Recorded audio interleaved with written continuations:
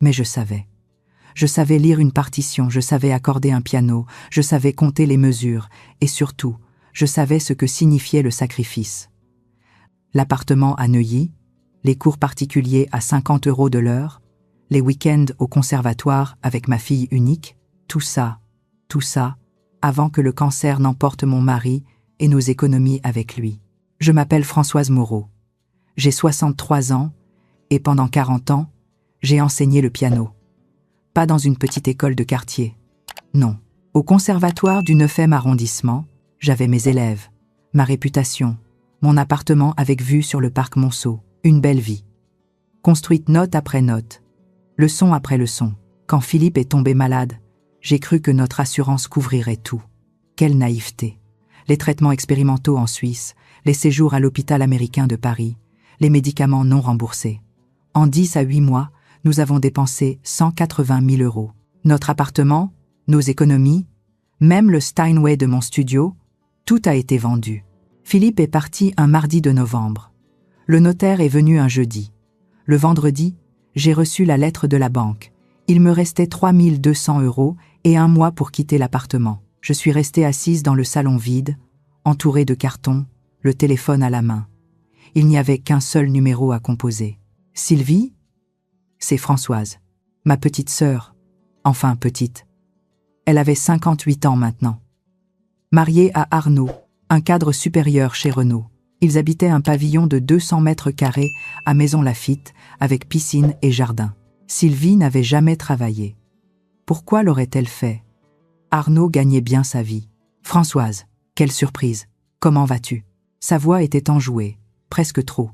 Je l'imaginais dans sa cuisine aménagée, son iPad sur le comptoir en granit, probablement en train de regarder des recettes sur Marmiton. Sylvie, j'ai besoin d'aide. Le silence au bout du fil s'est étiré comme une mesure trop longue. Quel genre d'aide ? Je lui ai tout expliqué.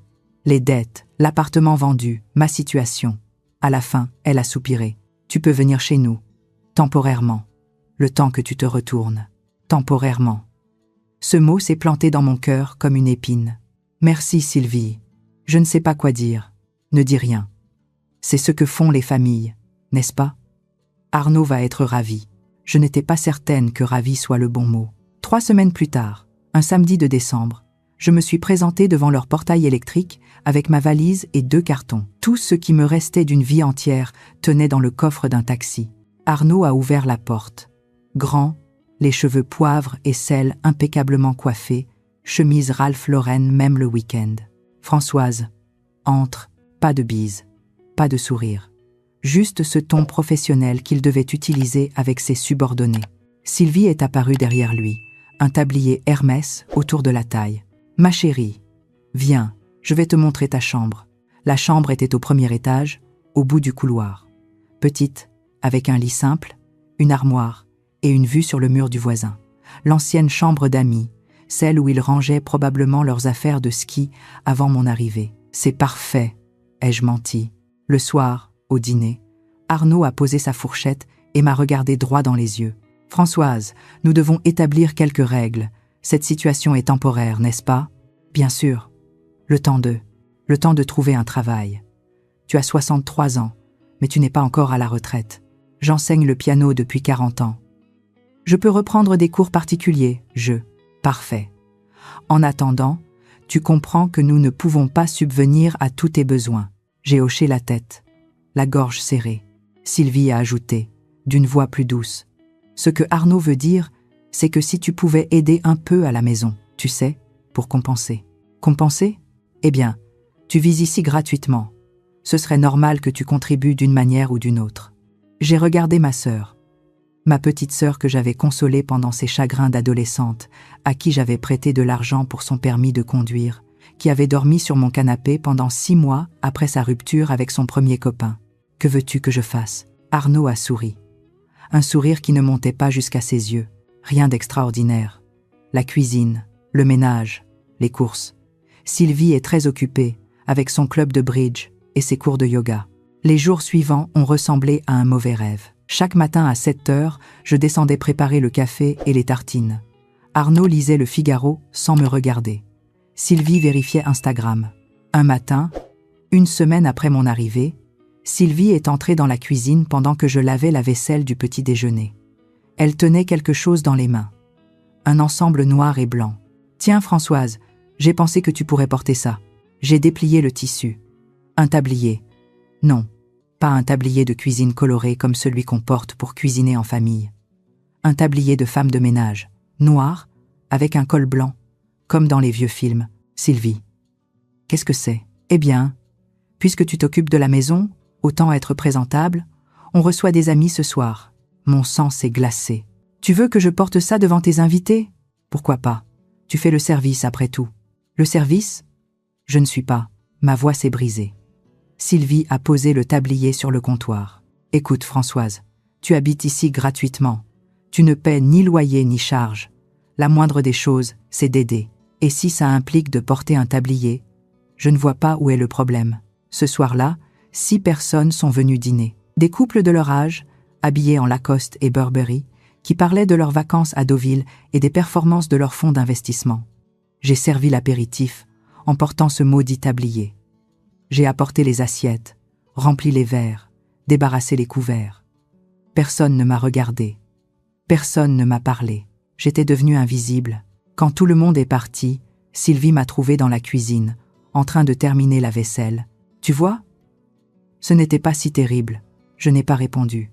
Mes mains tremblaient dans l'eau savonneuse. La situation a empiré progressivement. Arnaud me laissait des listes de courses le matin. Sylvie me demandait de repasser ses chemisiers, de nettoyer sa salle de bain, de trier son dressing. Un soir de janvier, après un mois chez eux, je suis descendue chercher un verre d'eau. Ils étaient dans le salon, les portes-fenêtres entr'ouvertes malgré le froid. J'ai entendu la voix d'Arnaud. « On ne peut pas continuer comme ça éternellement. »« Je sais, » a répondu Sylvie. « Mais elle n'a nulle part où aller. Ce n'est pas notre problème. Elle a 63 ans, elle peut trouver quelque chose. Un studio dans le 93, un travail à mi-temps. Arnaud, c'est ma sœur. Et alors? Elle profite de nous. Regarde-la, elle ne cherche même pas de travail. Elle s'est installée confortablement. Mon cœur battait si fort que j'avais peur qu'il m'entende. On devrait peut-être lui demander une participation, a suggéré Sylvie. Une participation? Avec quel argent? Non, il faut qu'elle comprenne que c'est temporaire. Très temporaire.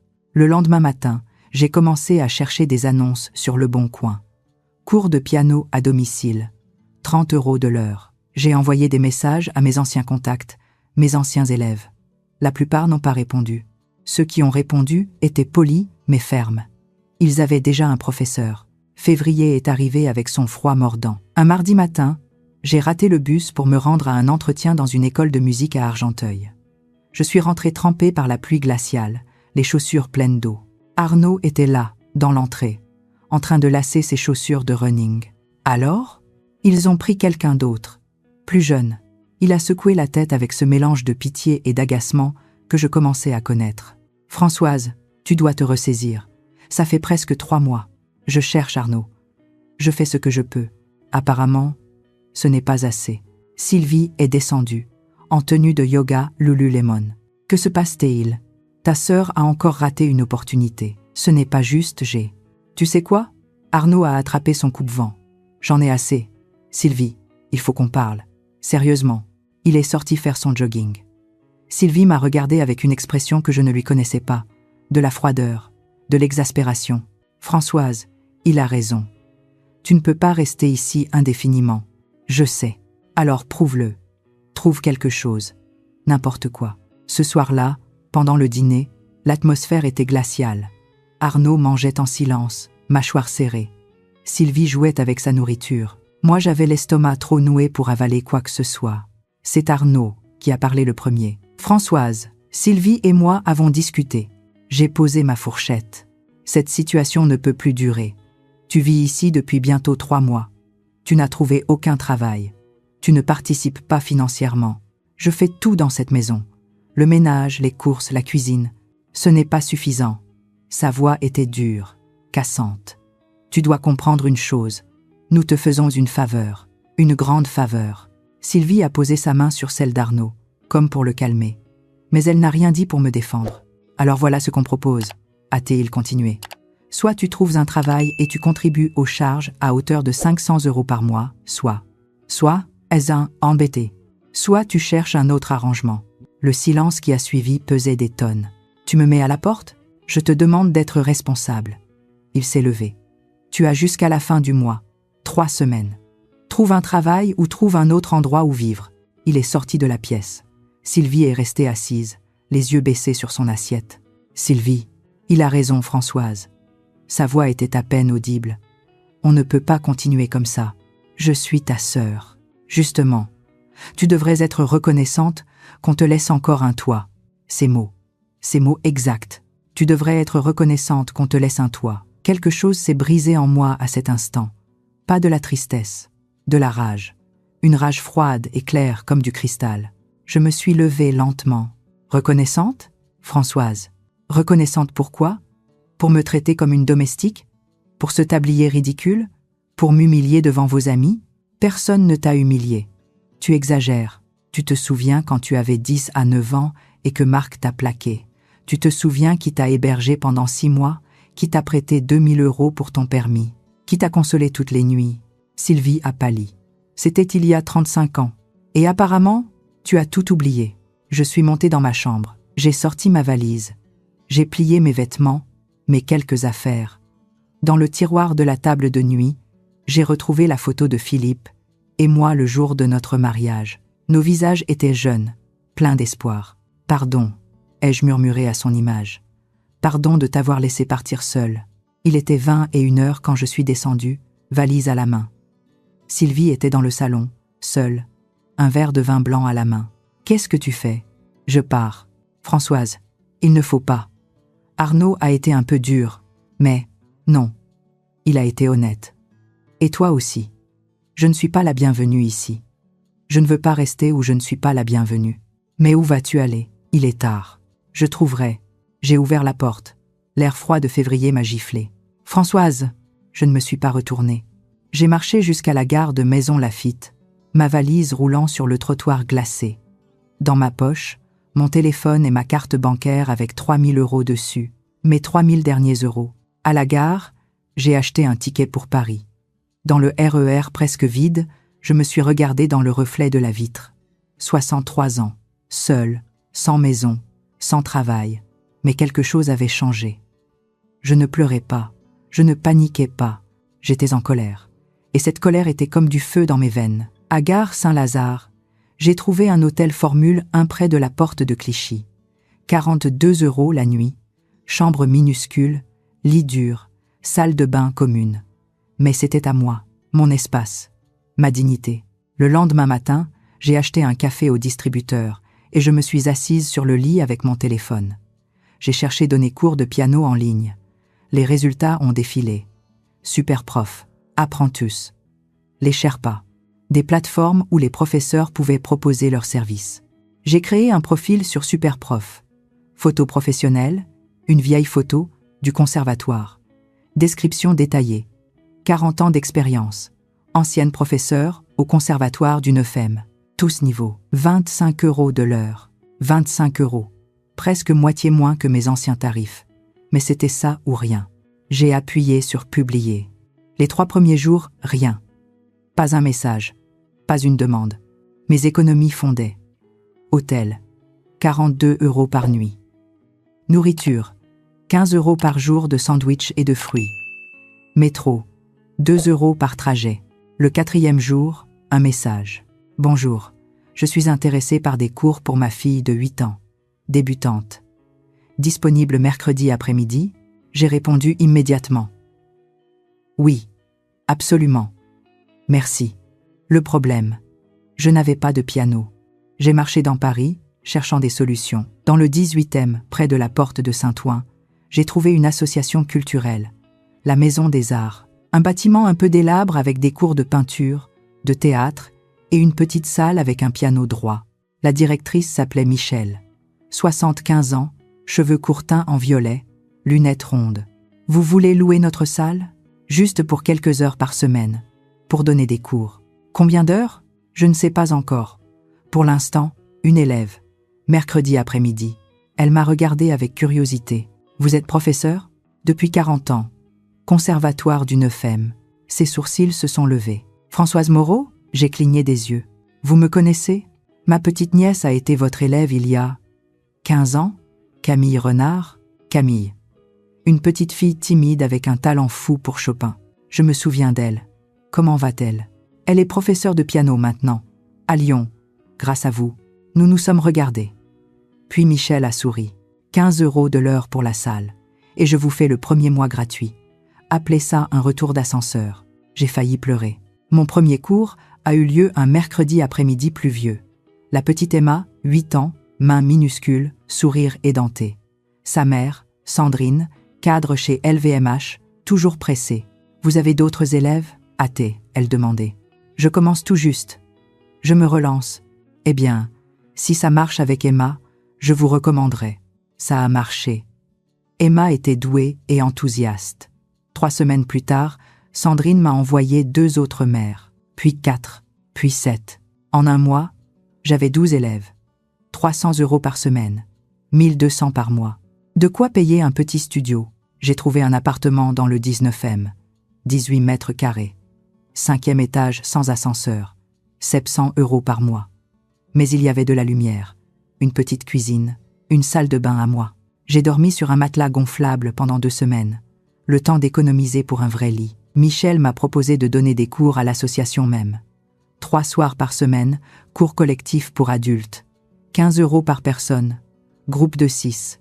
L'argent rentrait lentement mais régulièrement. Un soir d'avril, alors que je donnais un cours à un groupe de retraités, une femme est entrée dans la salle. Petite quarantaine, jean et pull noir, un appareil photo autour du cou. « Excusez-moi, je suis Amélie Duchamp du Parisien. On fait un reportage sur les associations culturelles du quartier. Je peux assister au cours ?» J'ai hésité. Puis j'ai hoché la tête. Elle est restée toute la séance, prenant des notes, des photos. À la fin, elle s'est approchée. « Vous avez été professeur au conservatoire, n'est-ce pas? Il y a longtemps. Pourquoi? Avez-vous arrêté ?» Je lui ai raconté. Pas tout. Juste l'essentiel. Mon mari malade, les dépenses, la perte de l'appartement, et maintenant, vous recommencez ici. Oui, elle a souri. C'est une belle histoire. Je peux l'écrire? L'article est paru 2 semaines plus tard. Page 7 du supplément Paris. Titre. Après la tempête, une prof de piano renaît dans le 19e. Mon téléphone a explosé. Demande de cours, message de soutien, d'anciens élèves qui me retrouvaient. Puis un email différent. Madame Moreau, je m'appelle Thomas Perrin, je dirige l'association Musique pour tous. Nous organisons des concerts gratuits dans les hôpitaux et maisons de retraite. Votre histoire nous a touchés. Seriez-vous intéressé pour participer? J'ai dit oui. Mon premier concert était dans un EHPAD de Pantin. 15 personnes dans la salle commune, certaines en fauteuil roulant, d'autres somnolentes. J'ai joué Debussy, Satie, Chopin. Quand j'ai terminé Clair de Lune, une vieille dame au premier rang pleurait. « Ma mère jouait ça », a-t-elle murmuré. Je ne l'avais pas entendu depuis 60 ans. J'ai joué dans 5 EHPAD ce mois-là, puis 10, puis 15. Thomas m'a appelé en juin. « Françoise, on a quelque chose de gros. Un concert à la Philharmonie, un événement caritatif pour financer nos actions. On veut que vous jouiez. » La Philharmonie? Thomas, vous méritez cette scène, s'il vous plaît. Le concert était prévu pour septembre. J'ai passé l'été à répéter. Pas dans la petite salle de l'association, dans mon studio minuscule, sur un clavier électrique acheté d'occasion sur le Bon Coin. Septembre est arrivé trop vite. Le soir du concert, je me suis préparé dans les loges de la Philharmonie. Robe noire simple, mes cheveux gris coiffés en chignon. Mes mains tremblaient. Dans le public, 300 personnes, des journalistes, des mécènes, des artistes, et à ma grande surprise, Michel, et mes élèves, et Sandrine avec Emma. Thomas m'a présenté. Françoise Moreau, 40 ans de carrière, une vie dédiée à la musique. Et après avoir tout perdu, elle a tout reconstruit. Elle incarne ce que nous défendons, la musique comme force de vie, de résilience, d'espoir. Je me suis assise au piano, un Steinway magnifique. J'ai posé mes doigts sur les touches et j'ai joué. Debussy, Ravel, Satie, Chopin. Chaque note était une prière. Chaque mesure, une victoire. Quand j'ai terminé, le silence a duré 3 secondes interminables. Puis l'explosion. Les applaudissements ont déferlé comme une vague. Des gens se sont levés. Certains pleuraient. Thomas m'a rejointe sur scène avec un bouquet de roses blanches. « Françoise, au nom de Musique pour tous, je vous remets ce chèque de 10 000 € pour continuer votre travail auprès des personnes âgées. 10 000 €. J'ai cru défaillir. Le lendemain, mon téléphone n'arrêtait pas. Demande d'interview, proposition de concert. Une maison de disques qui voulait enregistrer un album. Et un message de ma nièce, la fille de Sylvie. Tante Françoise, j'ai vu la vidéo du concert sur YouTube. Tu étais magnifique. Maman l'a vue aussi. Elle pleurait. YouTube. Je n'avais même pas pensé à vérifier. La vidéo avait été postée par France 3. Concert émouvant d'une pianiste qui a tout reconstruit. 200 000 vues. Dans les commentaires, des centaines de messages. Quelle inspiration. J'ai 67 ans et je croyais qu'il était trop tard pour recommencer. Merci. La musique n'a pas d'âge. 2 jours plus tard, mon téléphone a sonné. Numéro inconnu. Françoise? J'ai reconnu la voix immédiatement. Sylvie. Comment as-tu eu mon numéro? Par Camille. Sa voix était mal assurée, cassée. J'ai vu le concert. Françoise, je ne savais pas. Tu ne savais pas quoi? Que tu avais repris, que tu donnais des concerts, un sanglot, que tu avais réussi sans nous. J'ai fermé les yeux. Sylvie, j'ai été horrible.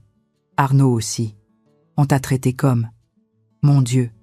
Ce tablier. Je repense à ce tablier et j'ai envie de vomir. Pourquoi tu appelles? Pour m'excuser. Pour te demander pardon. Pour... Est-ce que je peux te voir? J'ai regardé par la fenêtre de mon petit studio. Le ciel de Paris était d'un bleu éclatant. Je ne sais pas, Sylvie. S'il te plaît. Nous nous sommes vus une semaine plus tard. Dans un café près de Bastille, territoire neutre. Elle avait vieilli. Des rides profondes autour de la bouche, des cheveux plus gris qu'avant. Elle serrait un mouchoir dans ses mains. Arnaud et moi, on a divorcé. Je n'ai rien dit. Il a eu une liaison. Avec sa secrétaire. Quelle originalité, n'est-ce pas? Un rire amer. Il m'a quittée pour une fille de 32 ans. Je suis désolée. Non. Elle a secoué la tête. Ne sois pas désolée. Je le mérite. Le karma, tu sais. Sylvie, quand tu es partie ce soir-là, j'aurais dû te rattraper.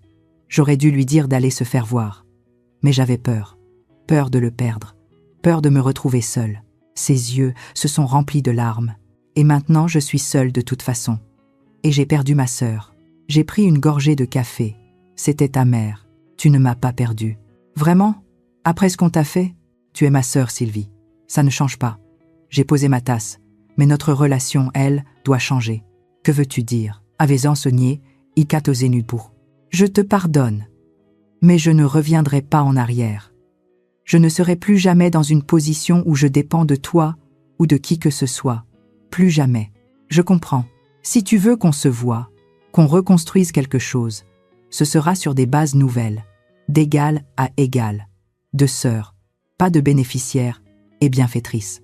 Elle a hoché la tête, les larmes coulant librement maintenant. Je ferai n'importe quoi pour rattraper ça. Alors commence par être ma sœur, juste ma sœur. Nous avons parlé pendant 2 heures, de tout, de rien, de Philippe, d'Arnaud, de nos parents décédés depuis longtemps, de nos regrets. En partant, elle m'a serré dans ses bras. Fort, comme quand nous étions petites. Je suis fière de toi, a-t-elle murmuré. Tu es plus forte que je ne le serai jamais. Aujourd'hui, 7 mois après cette nuit de février, je vis toujours dans mon studio du 19e. J'ai 25 élèves réguliers. Je joue 2 concerts par mois dans des EHPAD. Mon album Renaissance sortira en décembre. Sylvie et moi prenons un café 1 fois par semaine. Elle a trouvé un appartement dans le 11e et un travail à mi-temps dans une librairie. Elle apprend à vivre seule, à être indépendante. Parfois, elle me demande pardon encore. Je lui dis que ce n'est plus nécessaire. Parce que cette nuit où je suis partie avec ma valise, où j'ai refusé de porter ce tablier de honte, où j'ai choisi ma dignité plutôt que leur toit, cette nuit-là, je me suis sauvée moi-même.